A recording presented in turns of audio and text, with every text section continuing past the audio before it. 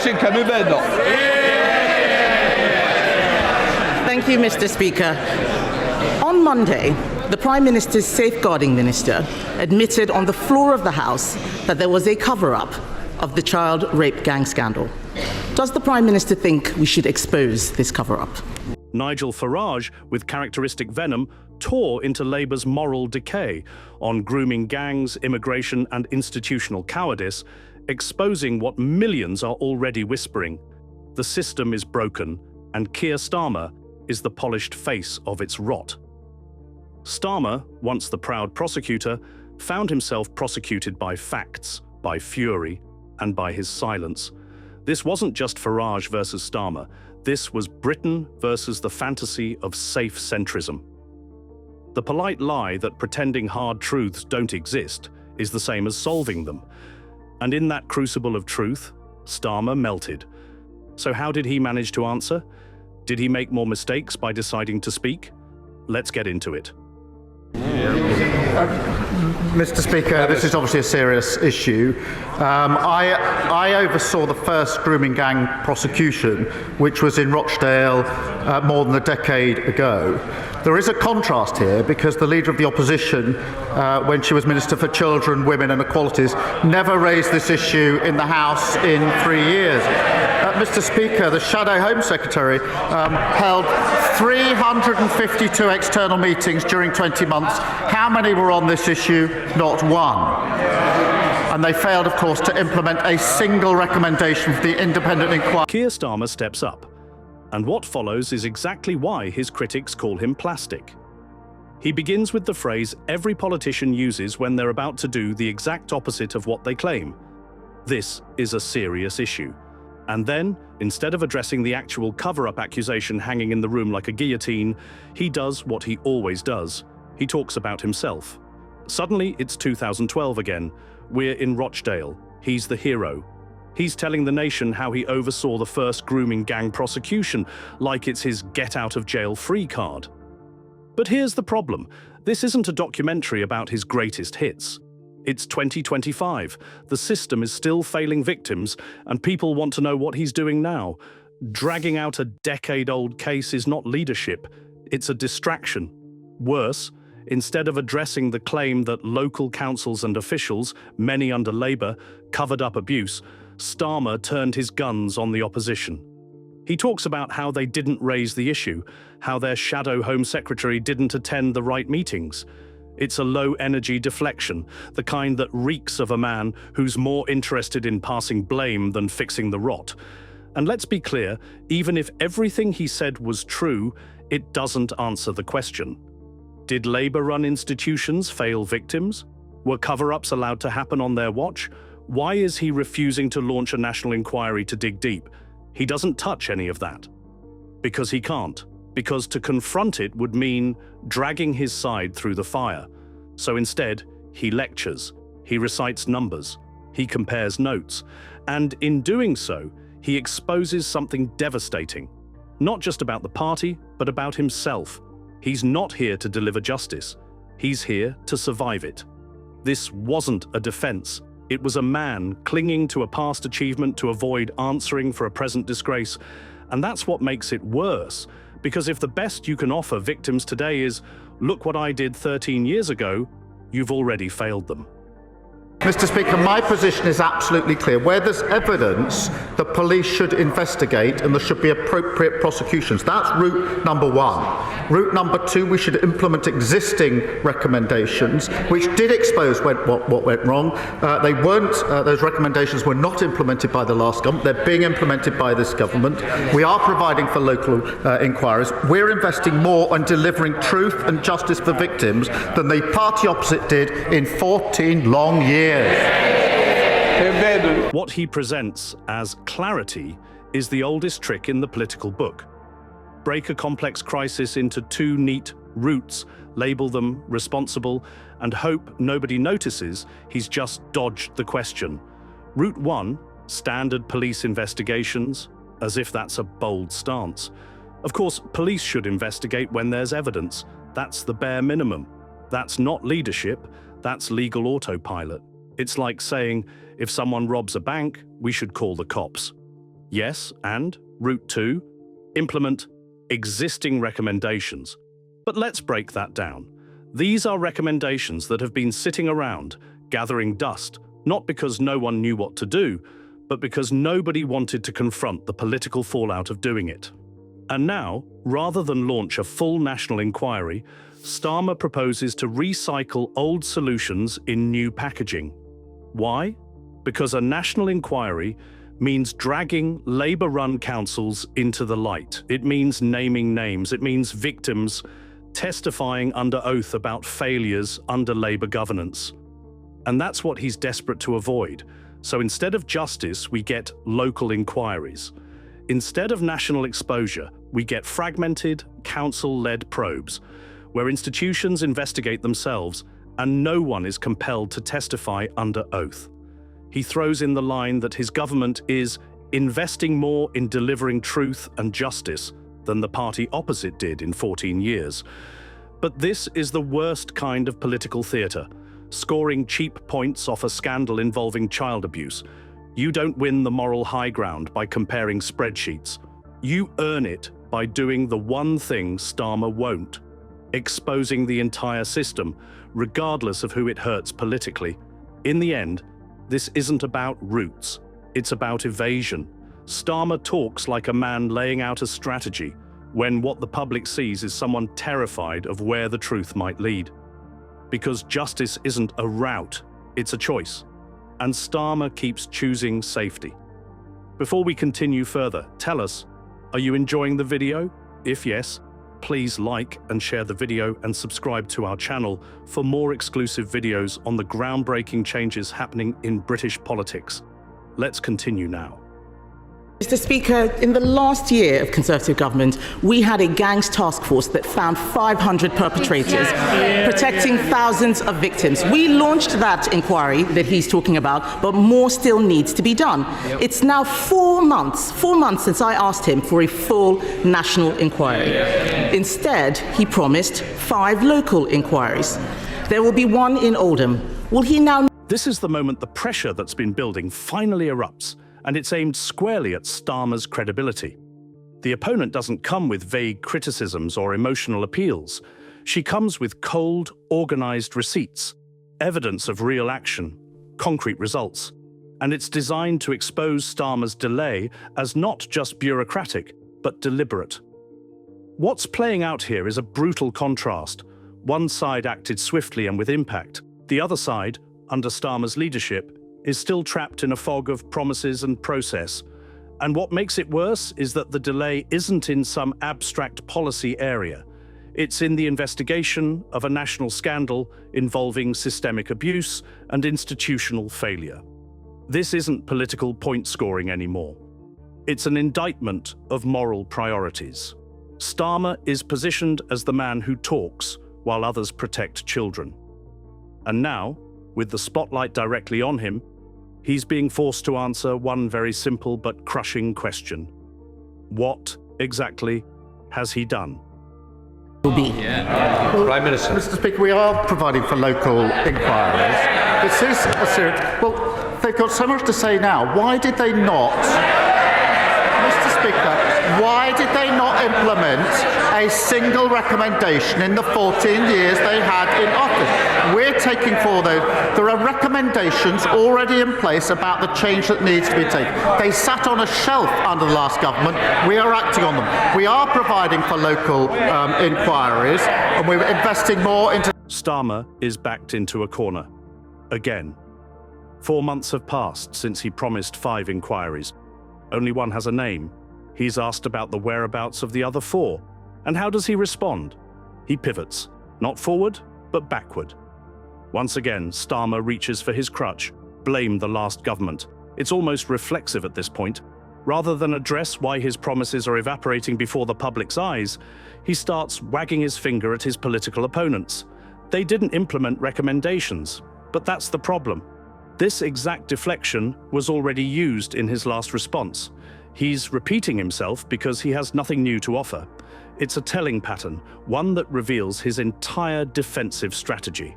Whenever pressed for action, he starts talking about what others didn't do. He paints himself as the cleanup crew for a disaster, when in reality he's the one refusing to light the torch that could expose what's still hiding in the shadows. His insistence on local inquiries as the solution only deepens the sense of avoidance. Local inquiries are safe. They don't compel testimony under oath. They don't drag national headlines through Labour councils. They don't risk implicating people still in power. That's why he clings to them like a shield, not because they deliver justice, but because they limit the fallout. The hypocrisy is staggering. He calls this a serious issue, yet treats it like a political chess game, measured, defensive, calculating. Instead of leading with moral clarity, he's calculating risk exposure. And instead of naming where his government is delivering justice, he delivers vague affirmations and recycled talking points. This isn't about accountability anymore, it's about survival. And every time he speaks, he makes one thing painfully clear. The truth isn't being delayed because it's complex. It's being delayed because it's dangerous to him. He cannot name a single place because nothing is happening. He stood there at the dispatch box, promised 5 local inquiries. Nothing is happening. On the last day of term, he had his minister come out to water down the promise to say they would provide funding. That is not good enough. At least 50 towns are affected by rape gangs. Places like Peterborough, Derby, Birmingham, Nottingham, Leicester, Rotherham, Rochdale and Preston. Is he dragging his heels on this because he doesn't want Labour cover-ups exposed? The mask is off. She doesn't just accuse Starmer of inaction, she exposes it. He promised 5 inquiries, yet he can't name even one beyond the first. Not because of complexity, not because of the process, but because they don't exist. There's no movement, no structure, no urgency. And the reason? Because it was never about action. It was about appearances, appeasing victims with words, while making sure no one in Labour gets burned. She doesn't hold back. She lays out the scope. 50 towns. That number lands like a punch to the gut. This isn't a localized incident. It's national, widespread, and systemic. But the public isn't seeing a national leader responding to a national crisis. They're watching a man stall, duck, and recite the same worn script about local inquiries. But here's the core of her attack, the dagger that finally cuts through all his legal jargon and procedural spin. Is he stalling because he doesn't want Labour's hands exposed? That question is nuclear. It doesn't accuse. It invites the public to think. And once that idea takes root, that Keir Starmer might be burying the truth to protect political allies, it becomes impossible to unsee. Mr. Speaker, I spent 5 years prosecuting this case. Mr. Speaker, I was the prosecutor that brought the first case. And when that file was brought to my attention, Mr. Speaker, I noticed that one of the defendants had not been prosecuted previously. Far from covering up, I asked for that file so that I could have a look at it. On the back of that, I then changed the entire approach to prosecutions, which was then lauded by the government. We were doing the right thing and brought those prosecutions. So my record was going after where I thought something had gone wrong and putting it right.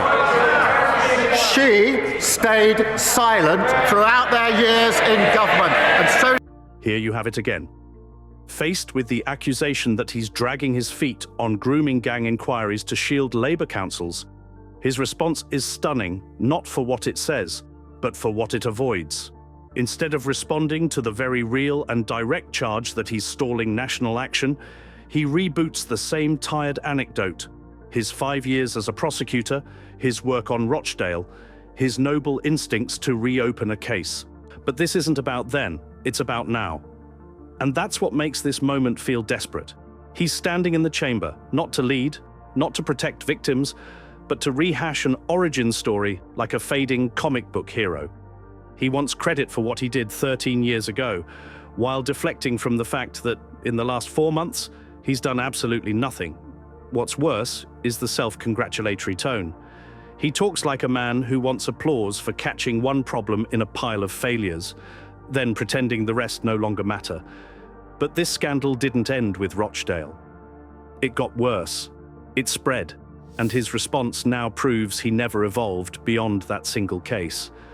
And then, the ultimate deflection, blaming his opponents for staying silent, as if their silence somehow justifies his current inaction. It's as if he's saying, well, at least I did something once. They didn't. But no one in Britain is asking who was slightly less useless. They're asking, why is no one acting now? Why is the system still broken? Why are victims still waiting? Mr. Speaker, he's not the Director of Public Prosecutions anymore. He is the Prime Minister. People want to know what he is going to do now, not talk about what he did years ago. We are asking for a full national inquiry. Andy Burnham wants a national inquiry. He's not Conservative, he's Labour. Harriet Harman wants one. The member for Rotherham wants one. All of the victims I have met want a full national inquiry. He keeps talking about local inquiries, yet they have not got going. And they haven't got going because local authorities don't want to investigate themselves. Local inquiries cannot force witnesses to appear. Local inquiries can't force people to give evidence under oath. So why won't he have? This is the moment the entire myth of Keir Starmer's leadership gets ripped apart in public. All of his courtroom posturing, his recycled war stories from Rochdale, and his obsessive clinging to past glories come crashing down with one brutal, inescapable fact. He's not a prosecutor anymore. He's the Prime Minister, and in that role, he's failing. Spectacularly. This isn't just a jab, it's a framing of the crisis itself. Starmer is stuck in yesterday because he's too scared of today's consequences. What's demanded now is national-scale accountability, a full inquiry with legal teeth, an investigation that compels testimony, drags counsels out of hiding, and exposes every rot-infested layer of Britain's child protection failures. But instead of rising to that, Starmer hides in a procedural hole. Still talking about local mechanisms, still shielding Labour-run councils, still hoping that if he spreads the scandal thin enough across jurisdictions, no one will notice the bloodstains under his own party's carpets. The attack here isn't just coming from political rivals, it's coming from his side. She drops names, respected Labour figures, national voices, even survivors, all demanding a proper inquiry. And suddenly Starmer is not just up against the Conservatives, he's isolated within Labour itself. This isn't negligence anymore, it's intentional containment, a strategy built not to uncover the truth, but to manage fallout. And she exposes it with devastating clarity. She doesn't waste time. Mr. Speaker, we've had a national inquiry. We've had recommendations. There are hundreds of recommendations that have been made in relation to this issue. It is a serious issue. I strongly believe that we should implement the recommendations that have already been made. And that is what we are doing.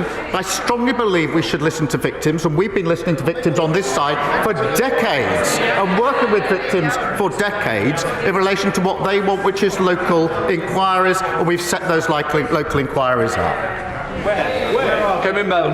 Mr. Speaker, he says we should listen to victims. The victims want a national inquiry. We haven't had a national inquiry. We had the child sex abuse inquiry, which Conservatives launched. There is still more to be done. It didn't cover this scandal in detail. In Manchester, just last year, authorities were still covering up abuse. The local inquiry chair there has quit.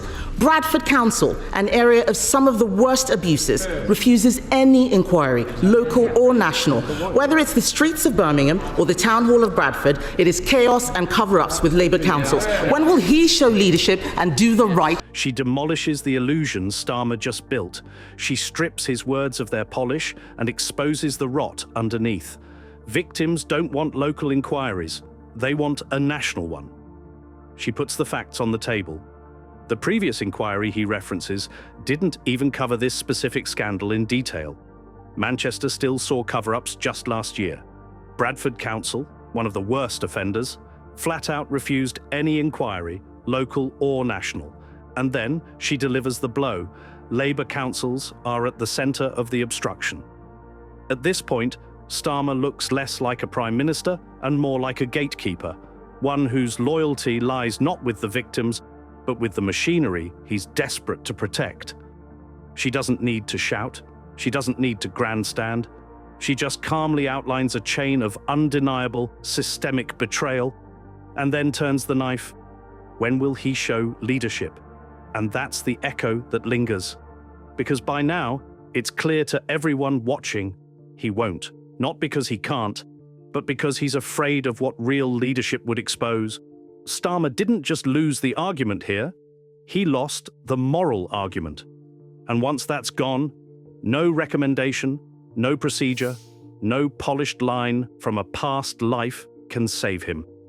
The right thing is to implement the recommendations that we've got, which is what they've palpably failed to do in government. The right thing to do is to have the national inquiries that we need, which was what the victims want. The right thing to do is to invest in our criminal justice system so we can bring people to justice. They've absolutely collapsed the criminal justice system. Prosecutions for rape under their watch, they go up or down. They went down to record lows. Investment in prosecuting these cases went down. Their record was abysmal. They should hang their heads in shame. Mr. Speaker, this is just distraction tactics. He hasn't read the recommendations, because if he had read the recommendations, he would know none of them would tackle this issue. The fact is, if I was standing where he is, we would have had a national inquiry months ago. This issue is personal for me. I have met many of the victims. This is about the protection of children. Nothing else is more important. In the last few days, Mr. Speaker, I've been to Wiltshire, Lincolnshire, Northumberland, Kent. All of them have outstanding children's social care. Do you know why, Mr. Speaker? Because they're all run by Conservatives. That's the difference that Conservative councillors make. Isn't the choice tomorrow between chaos and cover-ups under Labour councils or better services? She calls it exactly what it is, a way to avoid confronting the scale of the current crisis. Not only does she say he's dodging, she asserts he hasn't even read the recommendations he keeps referencing. That line alone sends one clear message: he's bluffing. And the moment she makes it personal, that she's met the victims, that she's been to the communities, that she understands the pain, Starmer's entire performance crumbles. Because this isn't abstract to her. It's human, it's urgent, it's raw. While Starmer hides behind frameworks, she stands in the wreckage of broken trust. And then comes the contrast that seals the debate. She names counties with outstanding child protection: Wiltshire, Kent, Lincolnshire, Northumberland, and every single one of them is run by Conservatives. That isn't just a jab, it's a decapitation. The message is now unmistakable. Labour councils failed to protect, failed to investigate, and fail to lead. Conservative councils, by contrast, have proven systems that work, and Keir Starmer, rather than clean house, is protecting the rot to protect his own.